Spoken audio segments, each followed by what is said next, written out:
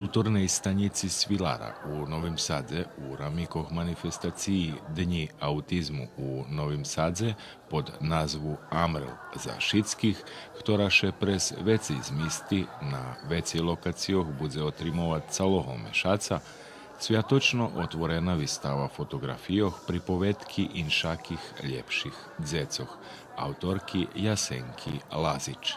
Odlučili smo se ove godine za izložbu fotografije. Odlučili sme še toho roku za vystavu fotografijoh, na ktorých dzeci so poremecenjom spektru autizmu. Bo sme žadali javnosti na nekonvencijni sposob preg umetnosti približi zdaku z inšaki švet, ale na jakiž prijemnejši, kraši sposob, a to umetnost. Fotografija vše beše duje vece, jak co bi sme mi mogli povezati.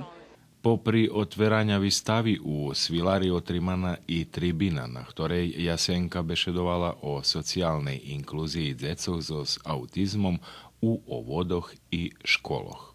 O kvalitetu života i životnej perspektivi odrosnutih osoboh s autizmom bešedovala dr. Daniela Tamaš. To jeste negde onako... To bar značna i horuca tema nješka, bo u Srbiji odrosnuti osobi z autizmom nje vidljivi.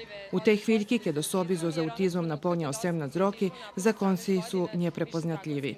Autizam to kompleksne rozvojne poremecenje, čija pričina išće vše nje poznata.